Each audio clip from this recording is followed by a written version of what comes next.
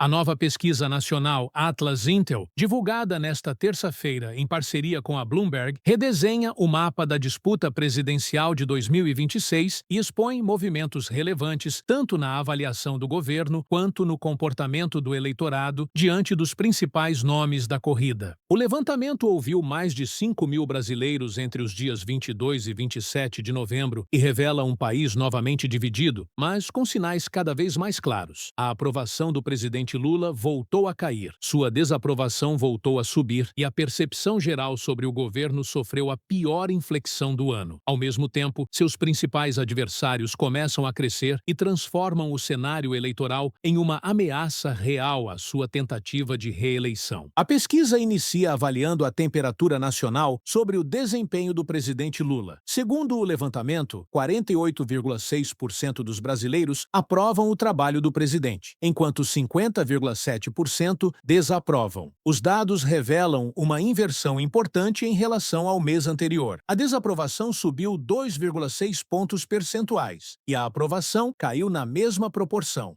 Se em outubro o governo havia alcançado seu melhor patamar desde janeiro de 2024, em novembro essa tendência se desfaz. A avaliação geral do governo reforça esse movimento. 48,6% dos entrevistados consideram a gestão ruim ou péssima, enquanto 44,4% avaliam como ótima ou boa e 7% classificam como regular. Na minha análise, esse comportamento do eleitorado segue um padrão já observado em outros ciclos do governo Lula. À medida que a eleição se aproxima, a percepção pública tende a ficar mais crítica. Isso ocorre porque, quanto mais próximo das urnas, mais as deficiências de sua gestão e o seu extenso histórico de corrupção tendem a minar seus números. Além disso, o levantamento também avaliou a imagem de diversos líderes políticos nacionais. E, ao contrário do mês anterior, a lista é liderada por Nicolas Ferreira, Jair Bolsonaro e pelo governador Tarcísio de Freitas, mostrando que a prisão de Bolsonaro reuniu sua militância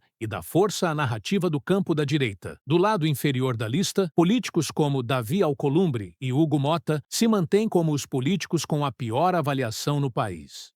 Um dos recortes mais reveladores da pesquisa é o do posicionamento ideológico por geração, porque ele expõe uma inversão que coloca o Brasil fora do padrão observado na maior parte das democracias ocidentais. No agregado nacional, o país se divide quase de forma simétrica. 40% se identificam com a esquerda e 42% com a direita. Mas essa distribuição muda radicalmente quando o olhar se volta para as faixas etárias. Entre os mais jovens, especialmente geração Z e millennials, que compreende os nascidos entre 1981 e 2010, a direita é majoritária. Já entre a geração X e baby boomers, que são os nascidos entre 1946 a 1980, ocorre o oposto. A esquerda domina, sustentada por um conjunto de referências políticas construídas nos anos 1980, 1990 e 2000. Período em que a redemocratização, o sindicalismo e a ascensão do PT formaram grande parte da identidade política desse grupo. Essa inversão etária produz um efeito complexo. Os mais velhos preservam sua ligação histórica com a esquerda, enquanto os mais jovens se afastam dela e aderem a valores que, no restante do mundo, costumam aparecer apenas nas gerações mais velhas. Com esse quadro, que reúne aprovação de governo, imagem de líderes e essa inversão inédita entre jovens e idosos,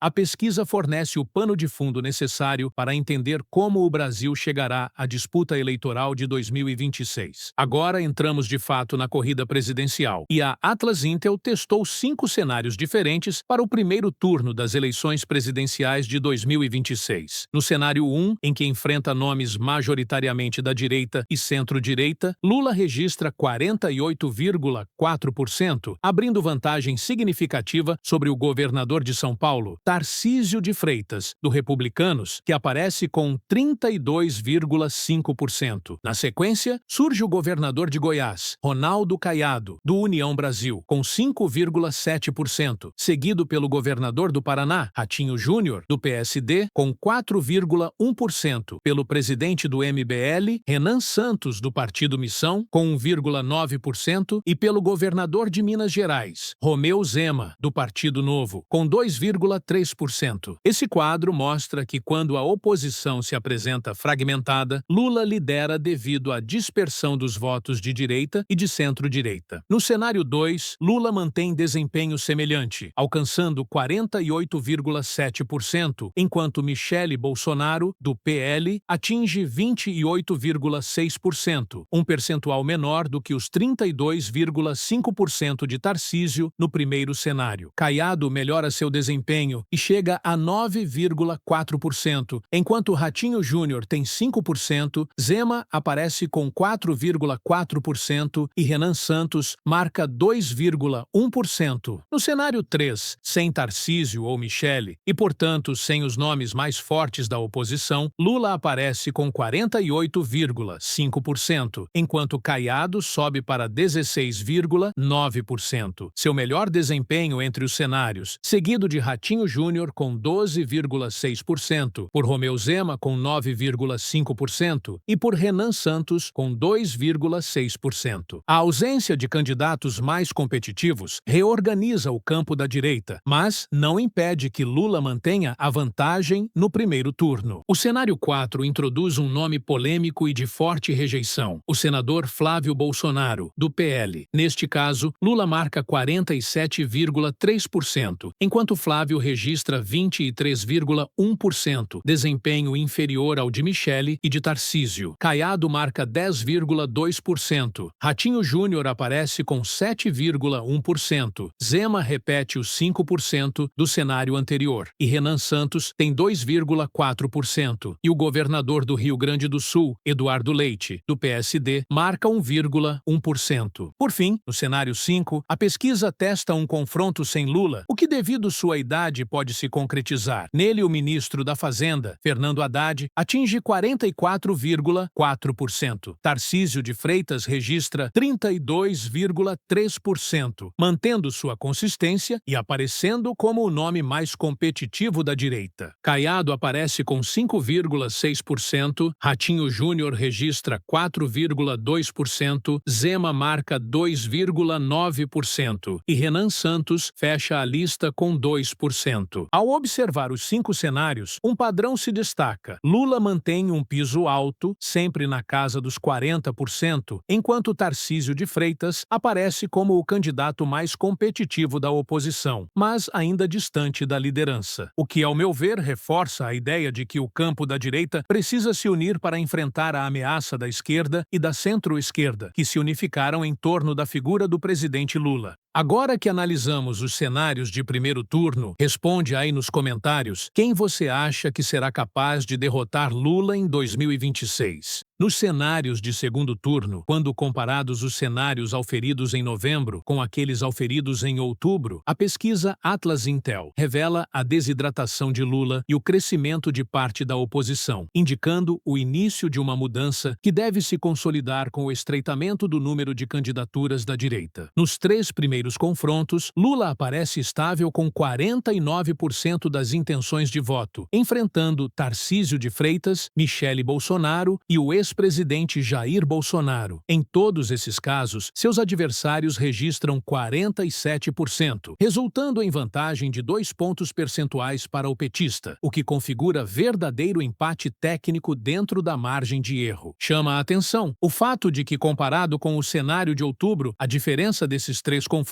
é reduzida entre 6 e 7 pontos percentuais, com Lula sendo o maior prejudicado dessa mudança. O quadro muda quando o confronto é contra nomes com menor rejeição nacional. Diante do governador de Minas Gerais, Romeu Zema, Lula mantém os mesmos 49%, enquanto Zema registra 41%, uma diferença de 8 pontos. A mesma margem se repete contra Ronaldo Caiado, que também aparece com 41%.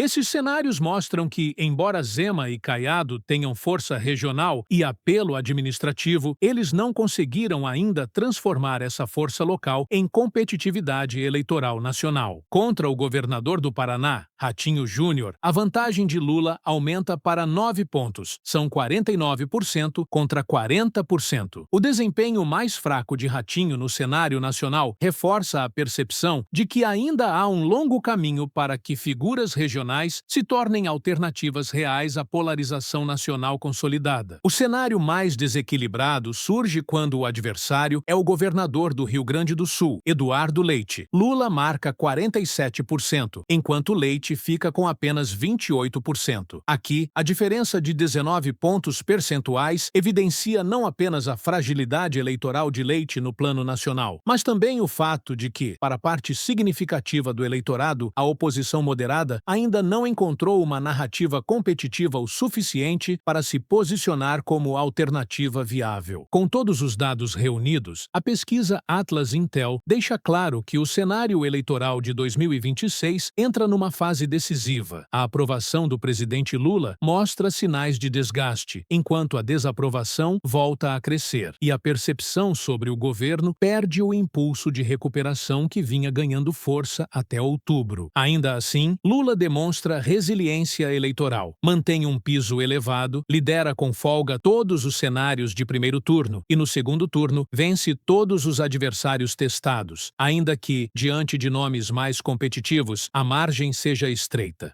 A oposição, por outro lado, reafirma seu maior desafio, a fragmentação. Tarcísio de Freitas aparece como o único nome capaz de manter um duelo direto realmente apertado com Lula, mas, sem o apoio incondicional da família Bolsonaro e do restante da direita, não consegue ultrapassá-lo. Michele Bolsonaro e Jair Bolsonaro preservam nichos muito consolidados, mas sem expansão significativa. Já figuras como Romeu Zema, Ronaldo Caiado, Ratinho Júnior e Eduardo Leite mostram força regional, porém não conseguem transformar isso em competitividade nacional. A leitura geral é simples. O país continua polarizado, mas a balança segue pendendo para o lado do governo quando o assunto é disputa presidencial. As tendências geracionais, as diferentes percepções regionais e os níveis de rejeição dos candidatos mostram que ainda há terreno para mudanças. Se você chegou até aqui e quer acompanhar cada nova pesquisa, cada nova tendência e cada novo movimento da corrida eleitoral de 2026, aproveite para curtir o vídeo, se inscrever no canal e comentar aqui embaixo qual desses cenários mais te surpreendeu. A sua participação ajuda demais na construção das próximas análises e fortalece o crescimento do Central das Urnas.